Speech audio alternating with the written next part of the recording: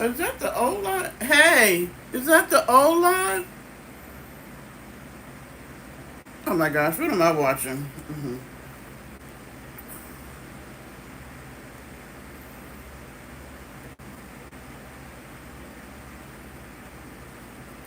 Okay, that's the old line.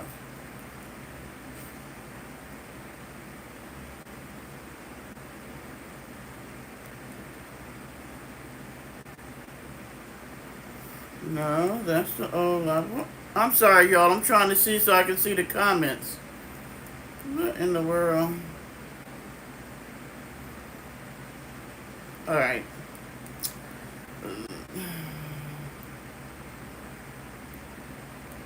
Let me just go back. Let me go out.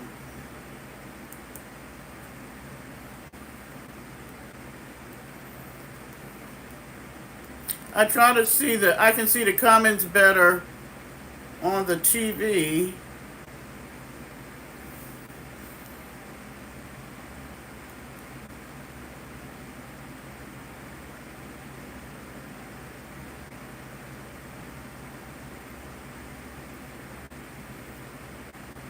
Okay, is this me now?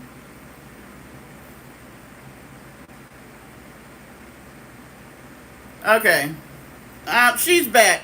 I put do not disturb on. You know what? Ever since I changed the voice on my Alexa, is it Alexa or Siri? My Siri, and did it to a man, he can't get the stuff right. He just cannot. Hi, Lovecraft. Oh, I bet traffic is crazy in Atlanta. Hi, Finley 86. I bet you it is crazy. I'm trying to think. I think Waltz. Is Waltz in Georgia? I'm not sure. Hi, Pam. Well, I tell you what, Pam, he sucked. He was giving me directions the other day and got it all jacked up. Now tonight he's supposed to have me on Do Not Disturb, and I'm getting phone calls. And Pam, how are you and the family doing? Oh, Martha, you took me out the doghouse? Thank you, ma'am. Hi, Sophia.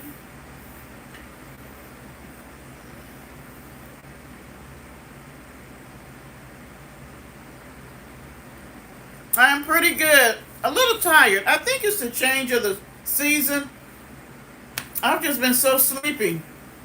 Oh, Kamala, where am I? Kamala is in Atlanta. Oh, and okay. How old is Bruce Springsteen now? He gotta be at least my age, if not. No, he gotta be older than me. Bet you well, he might still be wearing his tight jeans. He's such a short man.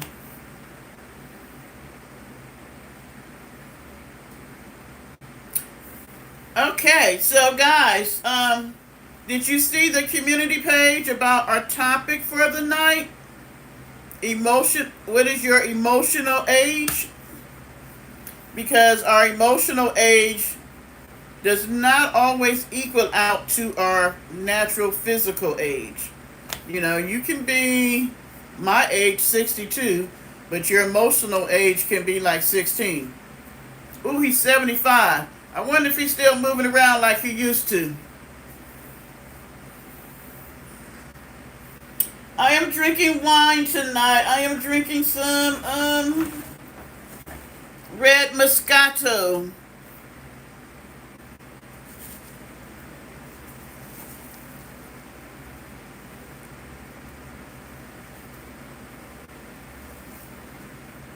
That's good. You got white wines, Sophia?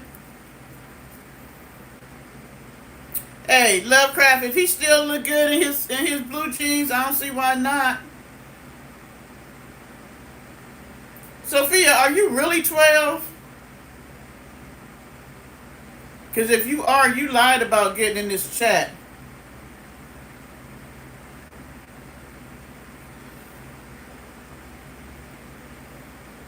All right, girl, I was about to give you the boot. I ain't trying to corrupt nobody cheering.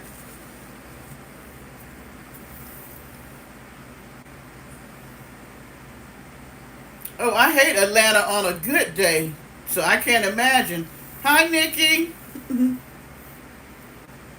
Oh, you drinking tequila there, Martina?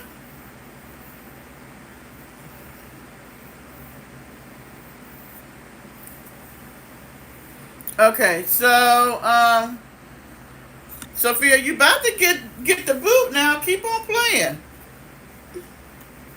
Oh, it's beer. Is that Spanish beer? I seen the name before. Maybe that's why I was thinking it was tequila. Why am I yelling and I'm the only one in here? All right, Sophia. Good night.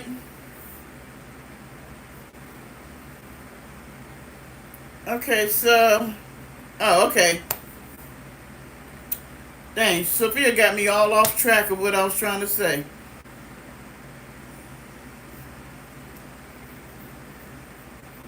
Oh, I was gonna tell Pam. You talking about your ex-father-in-law? My brother-in-law had a heart attack last Monday or Tuesday.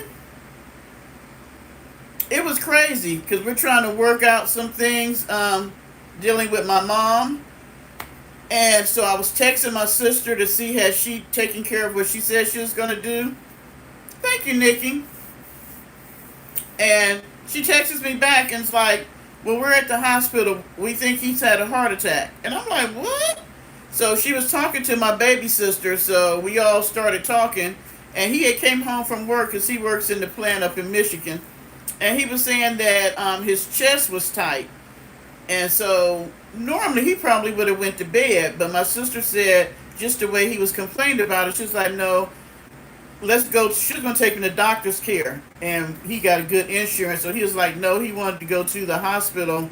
I forgot the name of it. Oh, I'm yawning already. But it's pretty nice because the way she was describing it, like for her to spend the night, they got a suite. They would give them a suite if she wanted to spend the night. Oh, I ain't never had that at the hospital.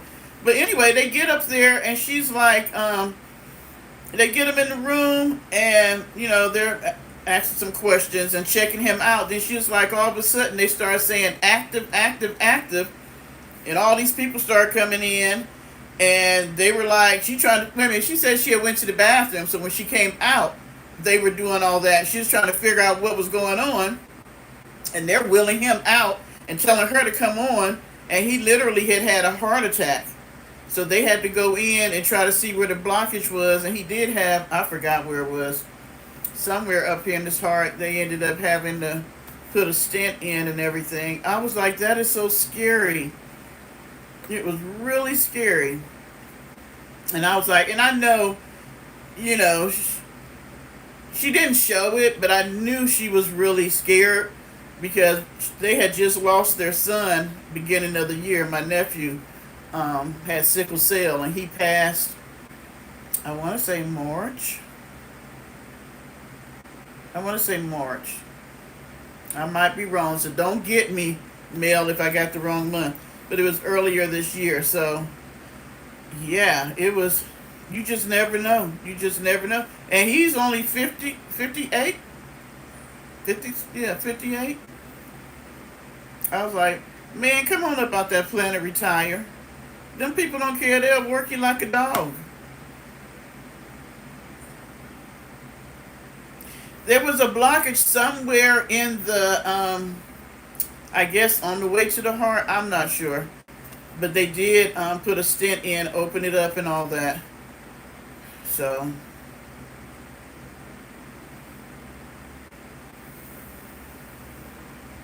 uh, what has the race got to do with anything?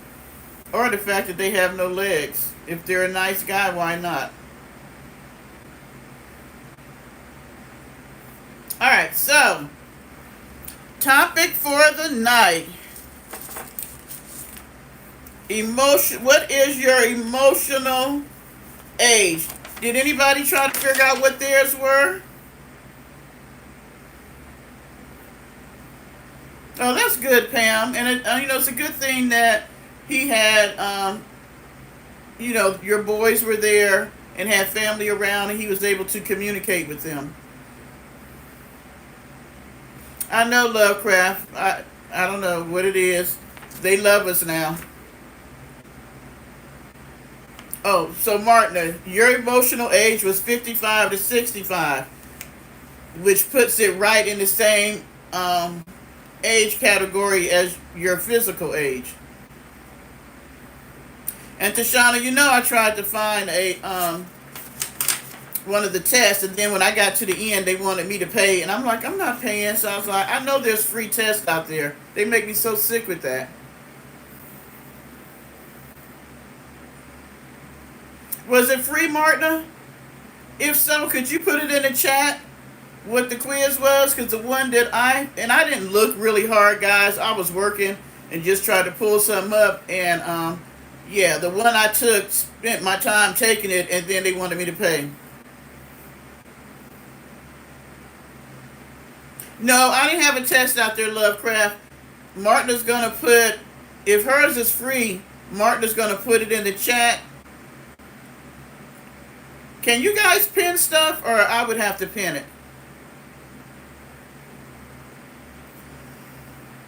If you can pin it, Martina, if you would pin it, and then people can check it out. Okay, so I did take some time to get some information on this.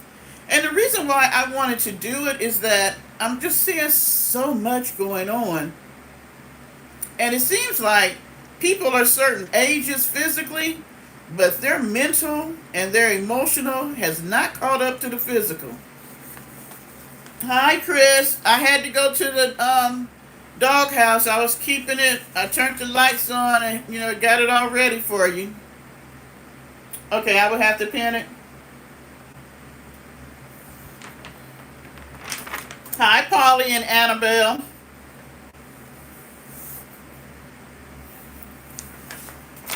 Okay, so I'm going to read off some things, and you look at yourself or do an assessment with yourself and see if any of these apply to you.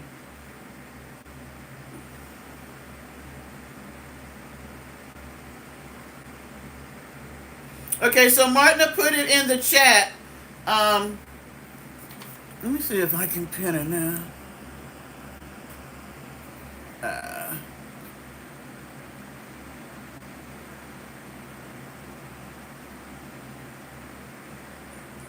Okay, so I pinned the message, and you guys should be able to go to that site and take the quiz for free. At least we hope so. I don't think I really need to.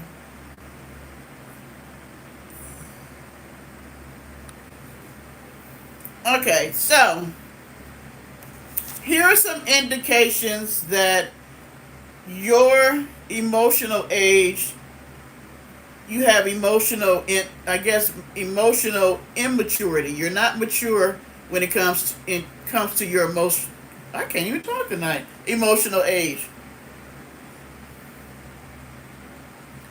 Okay, so I think it should be pinned. Okay, so first one. Looking down on others to feel better about yourself and being critical of others. Is this something that you find yourself doing?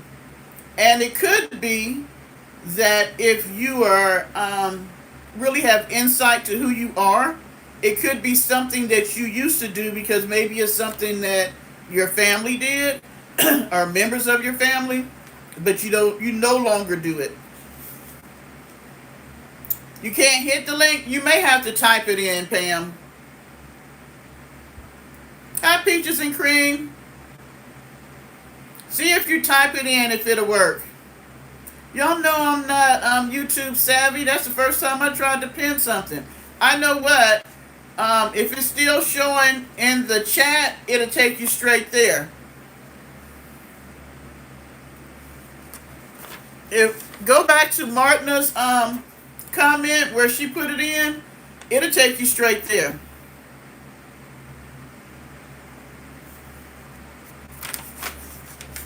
Okay, Lovecraft. You so bossy. Hi, Kimberly. Okay, repeat one. Okay, so the first one is, do you look down on others to feel better about yourself?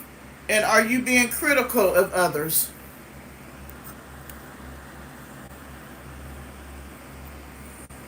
Or are you critical of others? I guess I should say.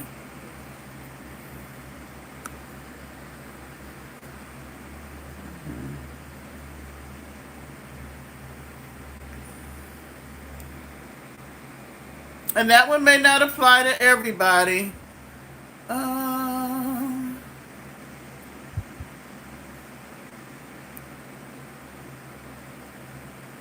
all right, so I unpinned the message. You guys can go and just hit on the link that Martin put in. I unpinned it. You should be able to. When I touched it in the chat, it was going to take me right there. Okay. So number 2. Hi, Beverly. From the laundromat in Walmart. Hi, Phil Hill. Number 2. Are you defensive and manipulative? And these may not apply to you. Like I said, your emotional health, your emotional age may be at a good, healthy place, but it may be somebody else you know who may not have a good, healthy emotional age, or they may be emotional insecure, immature. Number 3, must be right all the time. And I know everybody knows somebody who thinks they have to be right all the time, and they will argue you down. And even if you end it one day, they may come back to you 2 days later and be like, see, and bring in proof to show you. All right, you may have, if you typed it in, it didn't work, Nikki.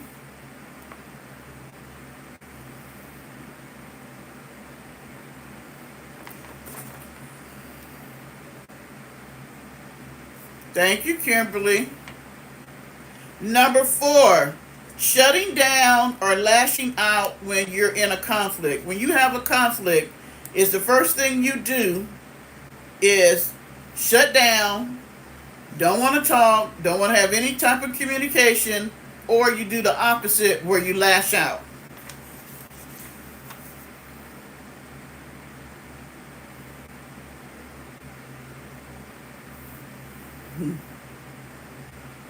Peaches and cream, you like to be right or you have to be right? And maybe you should guys should keep count of, it's 14 of them, so keep count of how many, just put a mark down or in your head of which ones you still working on. Repeat. I'm going to repeat all the ones I've done so far. Looking down on others to feel better about yourself and being critical of others. Are you defensive and manipulative? Are you must you be right all the time? That was number 3. Number 4, shutting down or lashing out when you're in a conflict. You shut down and walk away, Paulie?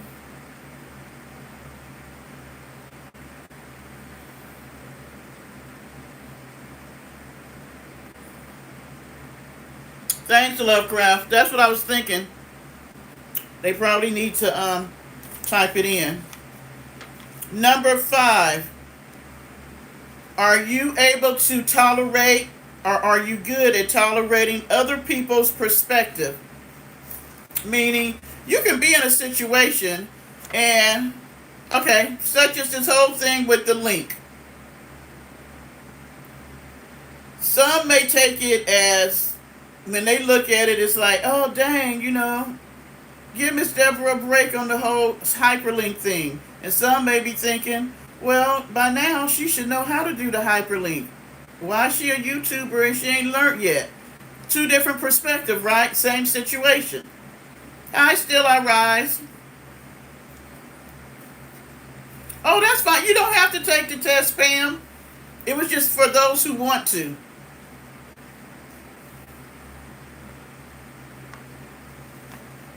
And these are just things we're throwing out here to let you know that your emotional age may not be where it needs to be.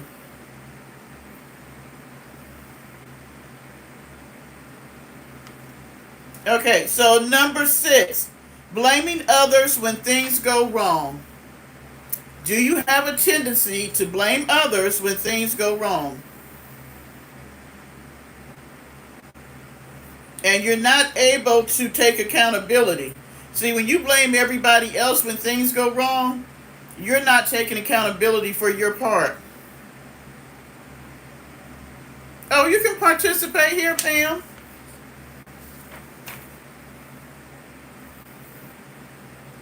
And I find that there's a lot of people nowadays who have a hard time taking accountability for their own actions.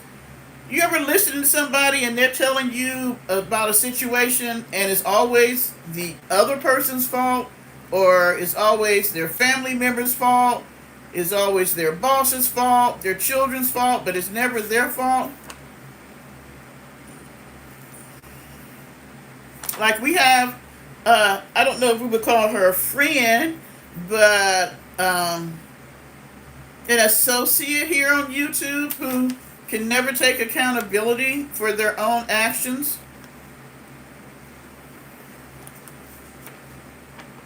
And to me, it's sad when you're over 50 and you're still blaming everybody else.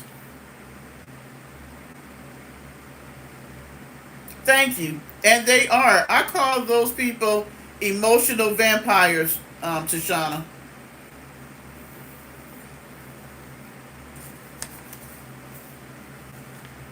Okay, so number 7. Are you passive aggressive?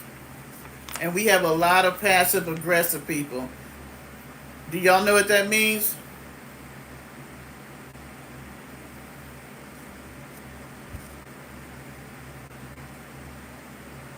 Yeah, Chris, that can't be right. Did you cheat?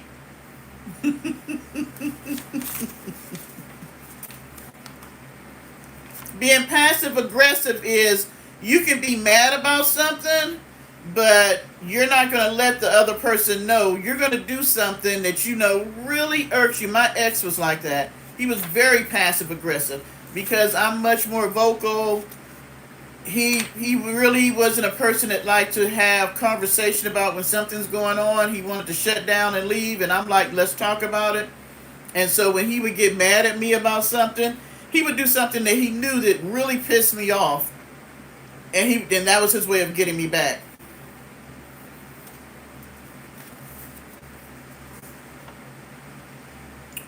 And aggressiveness may not be overt.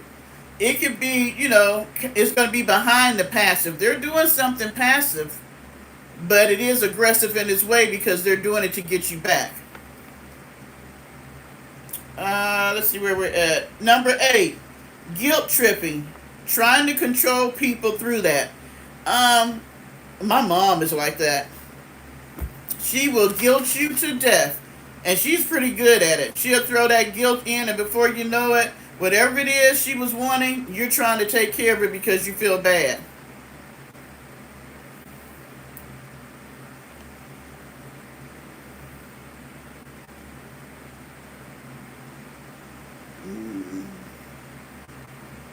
Yeah, well, some people do tit for tat. So number 8, do you guilt trip people trying to control them? And guilt trip can be very subtle. It happens a lot in relationships when you want your significant other to do something for you and you just don't come out and say, hey, can you do this? You say some other things to get them, and it kind of can fall on that line of almost like manipulating the person.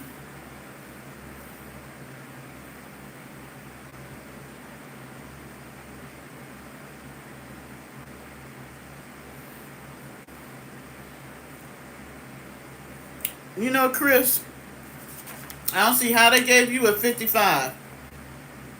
Number 9, do you take everything personally? And we know that same person I was talking about earlier is everything. I mean, to the point where You ever go someplace and you see, or maybe you walk up to a group of people at work and they stop talking, and the first thing you think is that they're talking about you,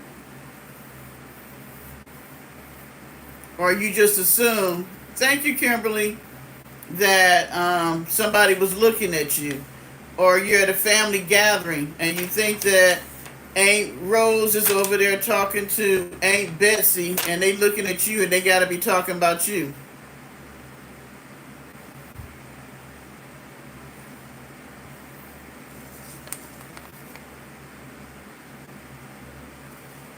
Okay, and shame. Number 10 is shame. Do you use shame as a way, as a manipulative tool to get people to do what you want?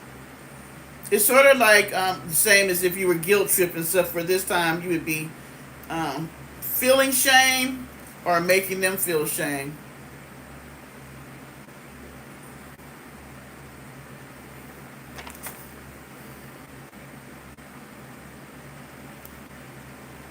Um, Number 11, you can't keep your emotions in check. Something happens, and you're one of these people that just fly off the handle. It's not even a big thing, you know. It could be something small. Let's say you're at the grocery store and you come out and you notice that somebody has scratched your car. Now, this isn't the first scratch you got in your car. Matter of fact, you might have some little dinks, a little paint fading and all that, but you see that fresh scratch and you just losing it. You out there cussing and fussing and calling up somebody. I can't believe somebody hit my damn car, well, scratched my car, blah, blah, blah, blah. Are you one of those?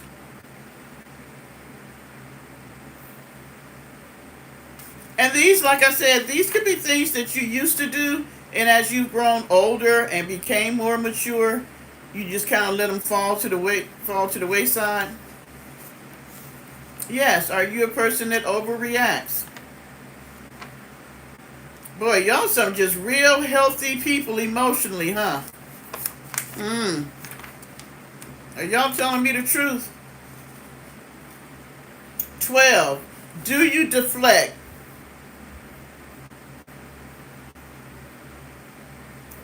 Do you use deflection as a tool?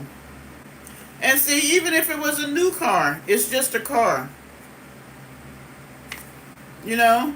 Sometimes we get bent out of shape about things like, let's say whoever's supposed to pay the bills didn't pay the bills, and let's say your internet get cut off because the bill didn't get paid, or it went past the due date, and this is like the second month and the bill, you know what I'm saying, you didn't pay last month, and then this month the person forgot it went past the due date, and now the internet's off. um is that something? And some people would just lose their shit behind that. And yet you can sit back and say everything can be done on the internet, or you could call them and simply make a payment and they will turn it right back on.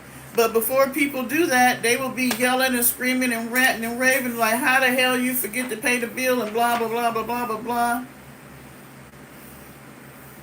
Yeah. Number 13, can you be hostile? Can you be hostile sometimes? And hostile can be angry. Are you angry sometimes when anger is not even warranted? But Peaches and Cream, could another person um, perceive your passion as anger?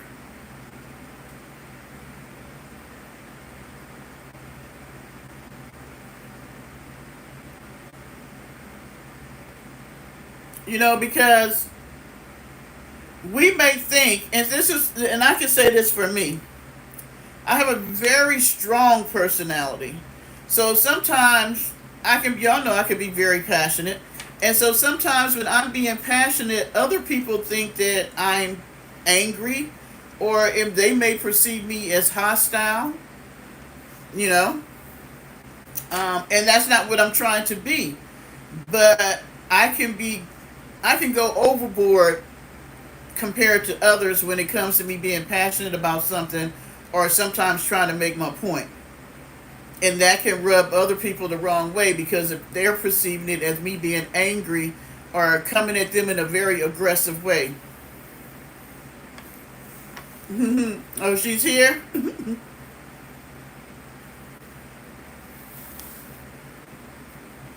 And I've mellowed. Oh, you guys, I've really mellowed.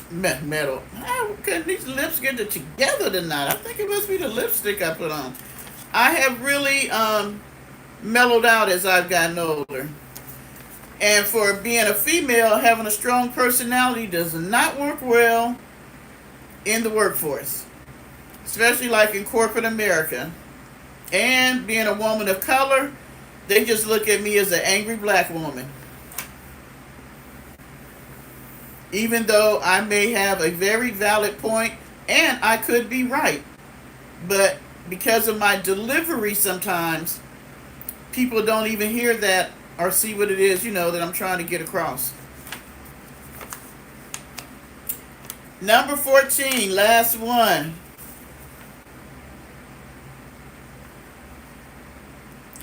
You have a strong need to be in the presence of other people, meaning you may say you don't like being around people, but you're always trying to be around people, even to the point you may be inviting yourself to stuff that nobody invited you to. We got a buddy on YouTube that's like that. They say that they don't like people, don't like being around people, but they seem to be flourishing now that they're living with other people. What'd you say? Just short on your face and your tone needs Jesus.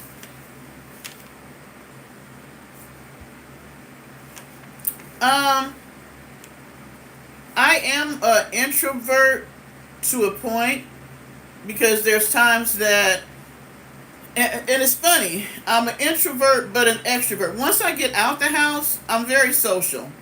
But if I'm in the house, I'm okay just being in here by myself. I can be both.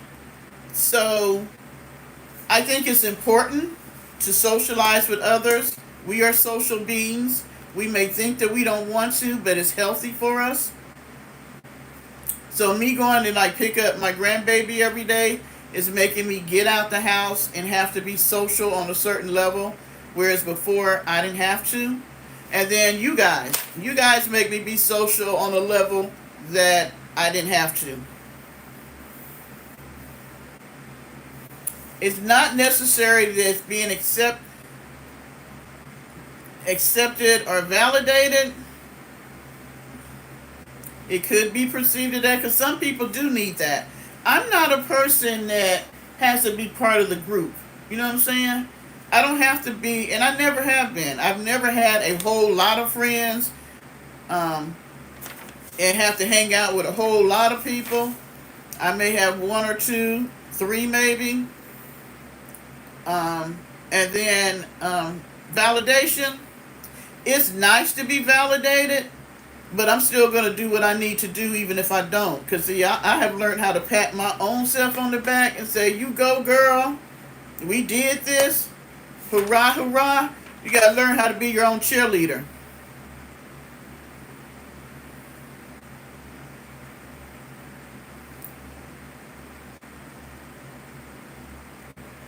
Yeah, Beverly, I'm like that too. A small circle of people.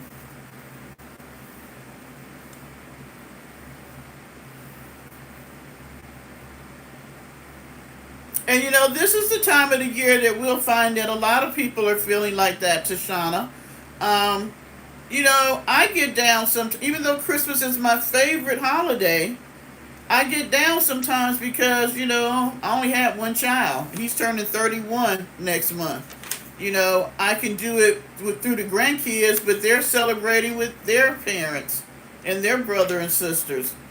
You know, my family, we used to celebrate every holiday, but it seems as we've gotten older, and we're not a big family anyway. So I'm trying to think last year. I think I did Christmas by myself. All right, Pam. I think I might have. And that's one reason why I decorate my house with all the trees and all that stuff.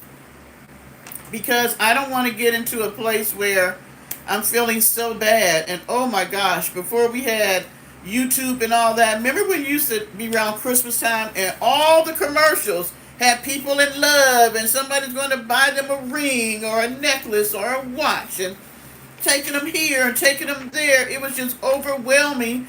And if you didn't have somebody in your life, it was just overwhelming. It was almost like the commercials made you feel bad.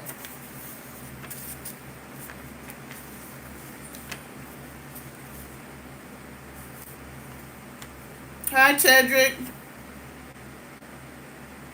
Oh, you going to the Waffle House? I made my own hash browns the other morning, and I diced them and chunked them and covered them. Yeah, I think that's all I did to them. The holidays are great, but we have a lot of people who are sad around that time because of the loss of family members, family not being close. Maybe they're estranged from their children. Maybe the holidays for them have always been a sore spot. Maybe growing up they didn't have a great holiday. You know, the holidays mean different things to different people. What, Tedrick?